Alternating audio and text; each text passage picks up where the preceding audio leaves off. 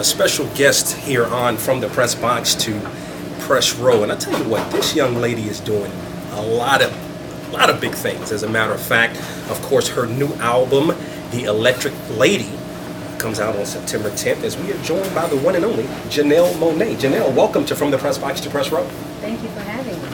Let me start here, Janelle, because you've been doing a lot, I'll say in the last 3 years or so, but this journey for you has started probably, back since you were 17, 18 years old, but it seems to be kind of gaining a lot of momentum, and I don't think a lot of people know how hard and how much work you've put into this going back some 10, 11, 12 years. Yeah, I mean, I was born and raised in Kansas City, Kansas, and pretty much all my adolescent years I've been a performer and performed on stage and, deeply into the arts. I was a young playwright, I wrote plays, and all this, led me to New York and then Atlanta, which is my second home. And that's where I started and began my independent career as an artist. I lived in a boarding house with about 6 other girls in the 80s, Central, Spelman, Morehouse, Clark, Atlanta, all those great historical colleges, and I would sell my independent work out of my boarding house for like $5. Wow. And that's how I kind of got my name. I never traveled for a really long time out of Atlanta because nobody really knew about me. I was very famous in the college circuit, but it wasn't until Big Boy put me on his compilation CD with some older Michael Justice. I hadn't met Puffy yet, who also helped get my career to where it is, but he saw me with Justice and was really inspired. So wanted us to be a part of what he was doing at Purple Ribbon, and so I released my first song, Let Him Go, which was about me being fired from Office Depot. I was working during that time. Really? So yeah, my story is pretty interesting because I met people came at the right time in my life, and so Big Boy introduced me to Puffy, who said, "Hey, I don't want to be involved creatively with what you guys are doing. I just want people to know about you." So he helped me release some of the independent work I had already released. He helped me partner with Magic Records to release the Archangel and all the stuff you've heard this far. And so Big Boy and Puff are executive producers, co-executive producers on the Electric Lady as well. And I want to talk a lot more about Electric Lady. You had an album that came out in 2003, right? That's, my understanding is very, very rare. Yeah, the Audition.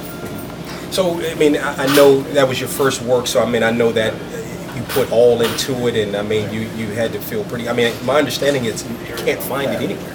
Yeah, unless you lived in the 80s or you had a friend, you knew a friend who was part of that college circuit. It was really just in my room, and I would just sell it hand to hand. But you have a copy, right? I do. I actually have some. I don't know where they are. I think they're in really secure place. Now, recently you did the cover of Vibe with Robin Thicke. How was that? That was awesome. I like Robin Thicke. I think I'm proud of him. I think he has he deserves the success. He's been in the industry for a long time, and I think this is like his first #1 in terms of popular. He told me he was fun. I'm honored that it was with Vibe magazine because Vibe actually supported me during that time that I was transitioning from selling CDs out of my boarding house to being, part of what Outkast was doing in Atlanta.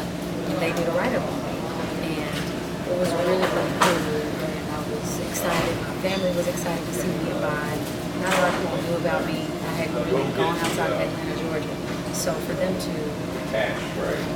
pull up and expose independent artists and coming with artists coming up from the underground meant a lot. I think it's so important. So.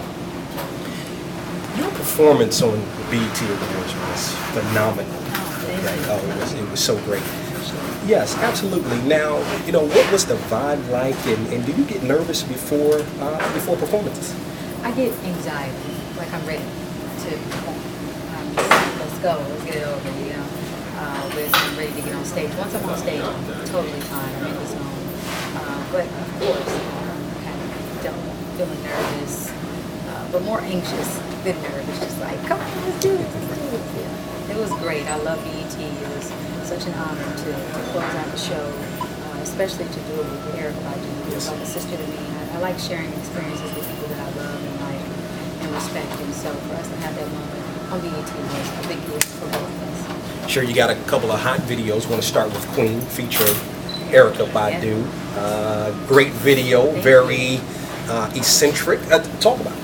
You think it was eccentric? Yeah. It's just an idea. Mm-hmm. You know, ideas. I think we're into big ideas. I always come from a very cinematic approach, just from my background, being inspired by science fiction, being inspired by watching Star Trek and watching the Twilight Zone with my grandmother growing up. I've always loved science fiction. I've always been intrigued, and so science fiction is a heavy tool in my work, and it will continue to be because I think it will shape the future. You don't know so many possibilities in that genre, and so we wanted to create something that was very cinematic. I've coined the term motion picture because it deals with music. The music taps into the emotion, and then you have the visual. So we had a great time.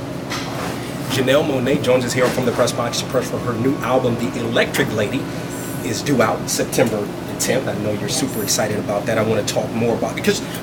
Let's talk about that because you not only Erykah Badu, Big Boy, Prince, you've worked with a lot of people on this album, a lot of people that you really respect in the industry. Absolutely. Erykah, Big Boy, and CeeLo Green is also a part of it. The Target Edition, they partnered with me. I'm going to release 4 bonus tracks with them. And I also get the opportunity, I've been wanting to do this for a very, very long time, to release a double disc. So if the Target, it would be 2 separate discs. But I got the opportunity to work with Miguel as well, who is a phenomenal artist. This one I just thought they were brilliant. And I got the opportunity to work with Solange, who's a friend of mine. She's helping me on some background vocals for the Electric Lady. You know, you mentioned him earlier, but I got a chance to produce for work with my music video with Prince. So it's going to be a special roster. All these artists were handpicked, very unique.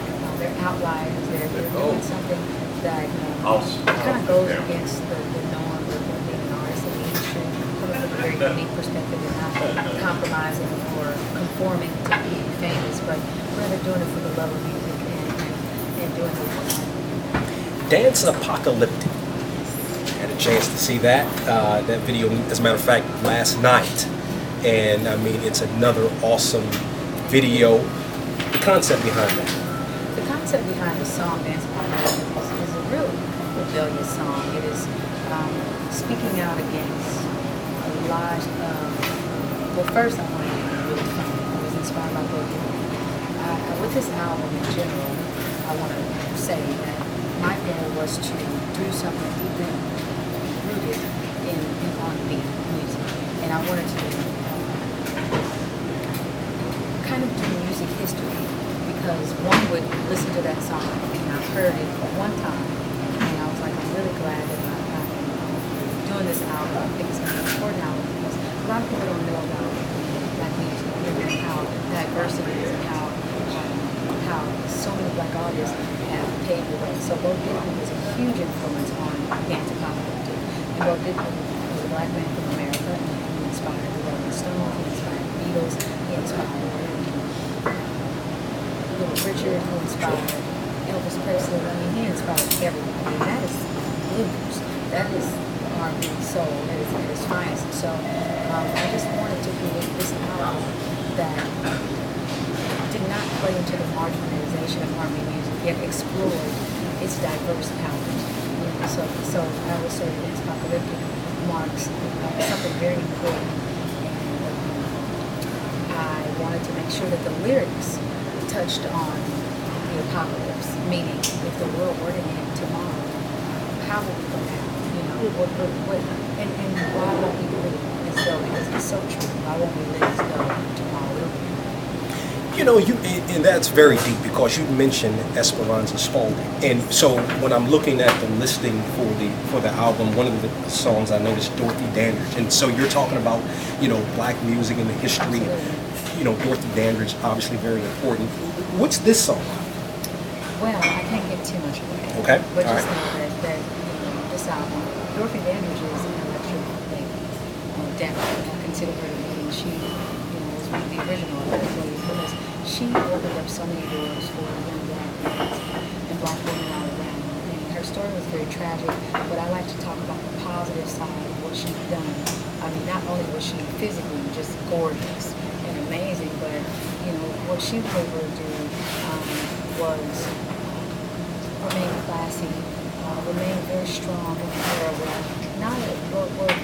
again, women, and especially black women, were being extra marginalized. We were told no, we were told, you know, we can't do certain things and we need the opportunities. And so there's a disconnect, I think, with this community, or not community, this era, that they don't remember that. And so I have to make sure that because I'm fairly young, I have to go back and read history, I have to go back and research history and who did what and how they treated us back then, and just making sure that I'm in touch with that and everything has perspective. And when I make decisions musically and for the community, that I am again using my opportunities to go very far, because not a lot of people have these opportunities, and not a lot of people survive the segregation era. Sure. Now you're a spokeswoman for CoverGirl. Congratulations. And that's been what, 3 years now, or is that? No, two years, something like that. So, what about? I mean, that's got to be super exciting. It is. It is. It's a blessing. My family is very proud, of course, which is what I always try to do with them. I mean, I just never would have thought of being a Kansas girl like myself. Honestly, totally honest. And mainly because when I was looking through magazines, just like most girls, when I'm trying to figure myself out, how I'm going to dress, or if I'm going to be into makeup. And CoverGirl was my first makeup. Actually, you can go to any store and you can get it. And I didn't see myself. I didn't see people who look like me in their ads. And what I love about them is that they're changing that. You know, I'm sitting alongside so many amazing women, from Pink to Ellen DeGeneres to Queen Latifah. You know, they are, Sophia.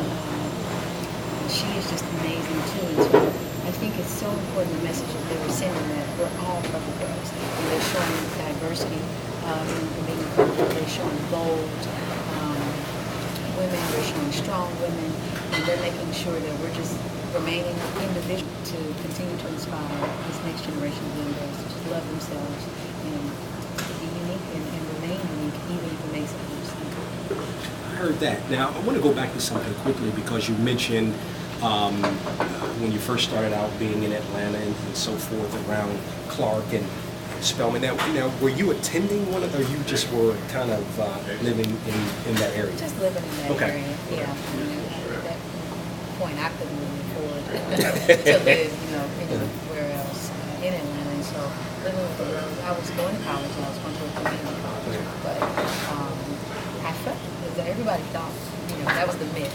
She go to Spelman, she go to college, she go to North, and nobody knew, because I lived there. I was very much so known. I was performing at all the different halls. I was doing dorm lounge tours. I was performing the library steps. I mean, I just loved seeing the reactions. And I wanted to understand what my peer group thought of me. I wanted to know, is this music going to work? Because I was doing a musical theater prior, so I wasn't writing my own songs. So they're like, write a song and we'll test it out. It was so much fun to me. It's like I was a mad scientist writing this music, and nobody knew who I was. So, I didn't care what they thought. I wasn't so nervous or afraid. And that's how I cultivated my career. And then lastly, Janelle, we appreciate the time. What's next for you? I mean, it would just seem like the natural progression. I mean, with your music, obviously, it's dynamite. Thank you. Would be acting. Oh, really? Well, thank you. I mean, I will say that it's in my blood to to just create. And I think that acting, whether you're rapping or singing, painting, all of it is communication to people and to inspire. And so I hope that I can do a role that is inspiring, just as inspiring as I create my music. I did say lastly, sports interest, any? You lived in Atlanta? You know what? I play basketball. Do you? I do. I'm a shooter, though. I'm not like... Oh, are you? Okay. I just like shooting it, making it inside the goal. I do. I love it. I didn't always. Well, you're from Kansas. Yeah, that's where basketball originated. Yeah. Right? But I'm still, I love Michael Jordan. And since he's left, I'm sorry. Things have not been the same, but there are some amazing players. You got LeBron, sure. LeBron in Miami. Just amazing. I love billiards. I love pool. I enjoy I'm a Sagittarius, so I love when I see archers, the Olympics going on. It was really great to watch that. The Electric Lady, the album is due out September 10th. Go pick it up, and so now Target, you can get the double CD at Target. You get the double disc. It's an exclusive cover, and features Big Boy and features CeeLo Green, and it is just a double disc, and it's a collector's album. Janelle Monáe joins us here on From the Press Box to Press Row. Janelle, I appreciate the time. Continued success in all you do. Thank you so much. God bless you.